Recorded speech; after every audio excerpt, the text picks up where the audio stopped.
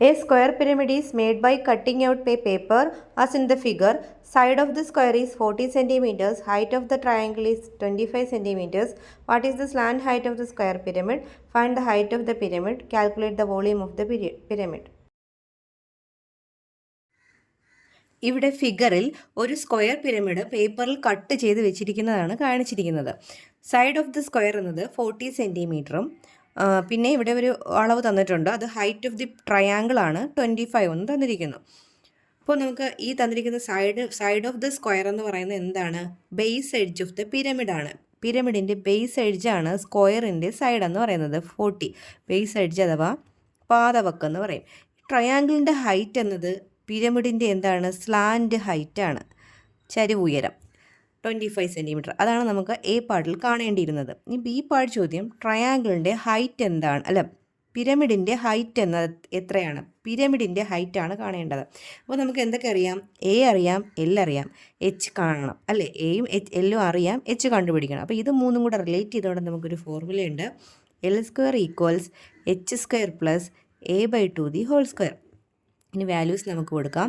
L square 25ൻ്റെ സ്ക്വയറാണ്, H square അറിയില്ല, a/2 എന്ന് പറഞ്ഞാൽ എയുടെ പകുതി, എ 40 ആണ്, 40ൻ്റെ പകുതി 20ൻ്റെ സ്ക്വയർ, 25ൻ്റെ square 625 plus equals H square plus 20യുടെ സ്ക്വയർ എത്രയാണ്? 400. അപ്പോൾ എച്ച് സ്ക്വയർ എങ്ങനെയാണ് കാണുന്നത്? 625ൽ നിന്ന് 400 മൈനസ് ചെയ്യുക. മൈനസ് ചെയ്യുമ്പോൾ 225 എന്ന് കിട്ടും. 225ൻ്റെ റൂട്ടാണ് എടുക്കേണ്ടത്. H equals root of 225. എത്രയാണ് റൂട്ട് ഓഫ് 225? 15 അല്ലേ? അപ്പോൾ 15 സെൻറ്റിമീറ്ററാണ് ഹൈറ്റ്, പിരമിഡിൻ്റെ ഹൈറ്റ്. ഇനി നമുക്ക് കാണേണ്ടത് വോളിയമാണ്. വോളിയം കണ്ടുപിടിക്കാനുള്ള, സ്ക്വയർ പിരമിഡിൻ്റെ വോളിയം കാണാനുള്ള ഫോർമുല എന്താണ്? 1/3 a square H. 1/3 a square എത്രയാണ്? 40യുടെ സ്ക്വയർ. എച്ച് നമുക്കിപ്പോൾ കിട്ടി 15 എന്ന്. 15ഉം 3യും കൂടെ ക്യാൻസൽ ചെയ്താൽ 5 എന്ന് വരും. 400ൻ്റെ സ്ക്വയർ, 40യുടെ സ്ക്വയർ എത്രയാണ്? 1600. 1600 ഇൻറ്റു 5, അതായത് 8000 സെൻറ്റിമീറ്റർ ക്യൂബാണ് volume. A cone is made by rolling up a semicircle of radius 20 centimeters. What is the slant height of the cone? Find the radius of the cone. Calculate the curved surface area of the cone. അടുത്ത ചോദ്യത്തിൽ പറഞ്ഞിരിക്കുന്നത് 20 centimetre radius ഉള്ള ഒരു semi circle. അപ്പോൾ ഒരു semi circle ഞാൻ വരച്ചു, അതിൻ്റെ റേഡിയസ് എത്രയാണ്? 20 സെൻറ്റിമീറ്റർ ആണ്. അതിനെ ഉരുട്ടി എന്തുണ്ടാക്കിയിരിക്കുകയാണ്? ഒരു കോൺ നിർമ്മിച്ചിരിക്കുകയാണ്.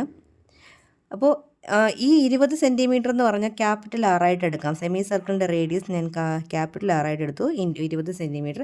ഈ റേഡിയസ് തന്നെയാണ് നമ്മൾ ഉണ്ടാക്കിയെടുത്ത കോണിൻ്റെ എന്തായിട്ട് വരുന്നത്? സ്ലാൻഡ് ഹൈറ്റ് ആയിട്ട് വരുന്നത്. അതായത് ഇവിടെ എല്ലും ആറും എന്താണ്? ഈക്വലാണ്. അതായത് കോണിൻ്റെ സ്ലാൻഡ് ഹൈറ്റ് തന്നെയാണ് ഈ സെമി സർക്കിളിൻ്റെ റേഡിയസ്. അപ്പോൾ സ്ലാൻഡ് ഹൈറ്റ് കാണാൻ എന്ത് തന്നെയാണ്? സ്ലാൻഡ് ഹൈറ്റ് എത്രയാണ്? 20 സെൻറ്റിമീറ്റർ.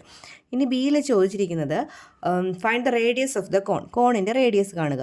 കോണിൻ്റെ റേഡിയസ് സ്മോൾ ആറാണ് കോണിൻ്റെ റേഡിയസ്. അപ്പോൾ റേഡിയസ് കാണാനും ഒരു ഫോർമുലയുണ്ട്. x/360 into capital R. എന്താണ് ഇവിടെ എക്സ് എന്ന് പറഞ്ഞാൽ?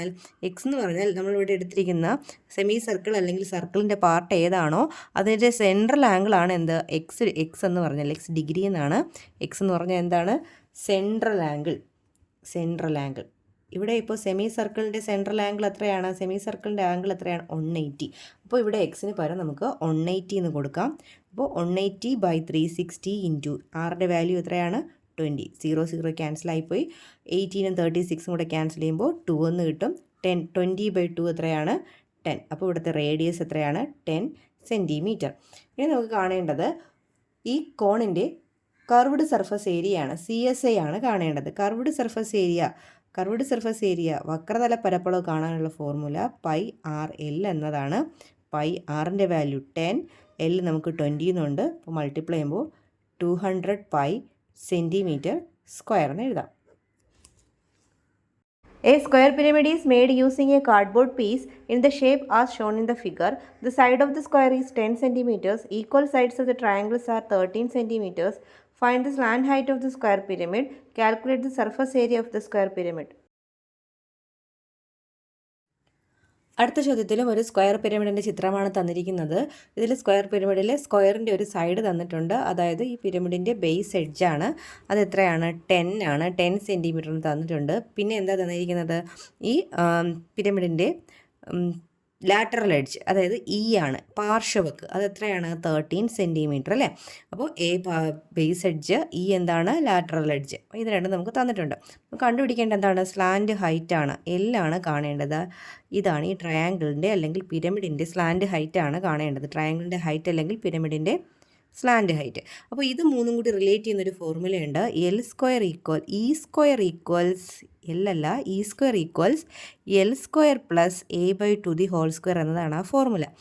അപ്പോൾ ഇത് നമുക്ക് തന്നിരിക്കുന്നതൊക്കെ കൊടുത്തു നോക്കാം. 13ൻ്റെ സ്ക്വയർ, എൽ സ്ക്വയർ അറിയില്ല, a/2 എന്ന് പറയുമ്പോൾ എയുടെ പകുതി, 5ൻ്റെ സ്ക്വയർ, 13ൻ്റെ സ്ക്വയർ 169 എൽ സ്ക്വയർ പ്ലസ് 5ൻ്റെ സ്ക്വയർ 25.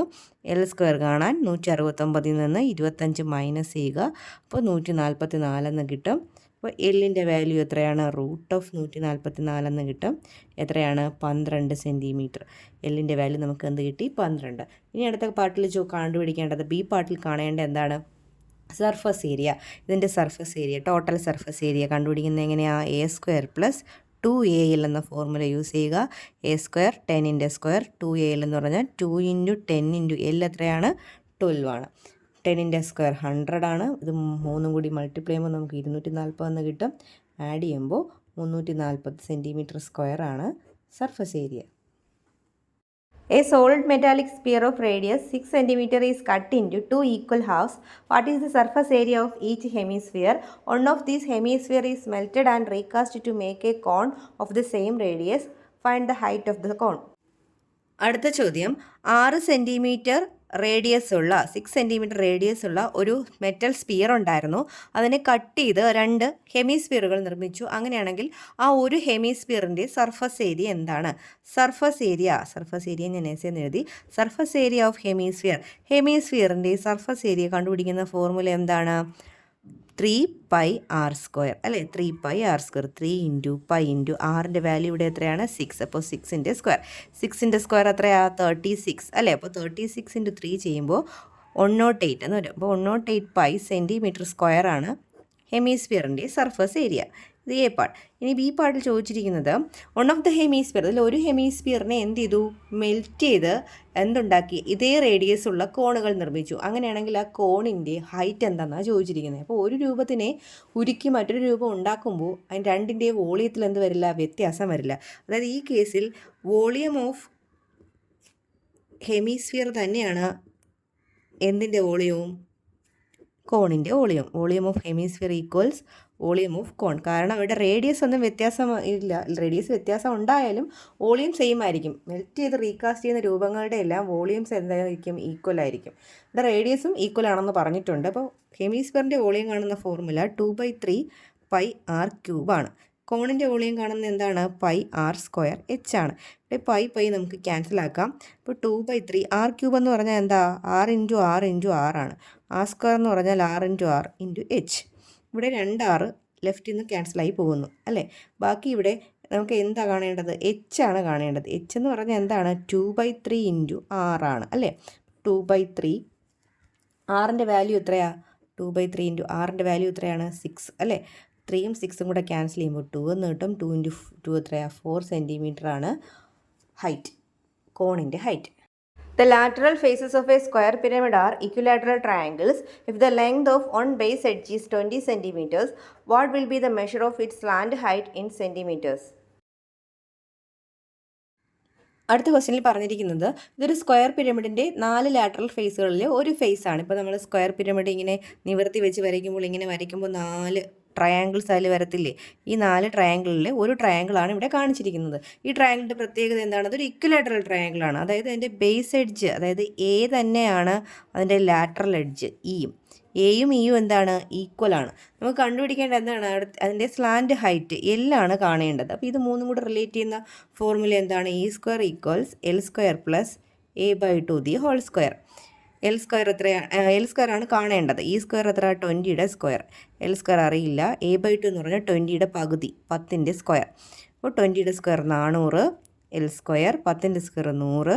അപ്പോൾ എൽ സ്ക്വയർ കാണാൻ 400-ൽ നിന്ന് 100 മൈനസ് ചെയ്യുക. 400 മൈനസ് ചെയ്യുമ്പോൾ എത്ര കിട്ടുന്നത്? 300 എന്ന് കിട്ടും. ദാറ്റ് ഈസ് L ഈക്വൽസ് എത്രയാണ്? √300.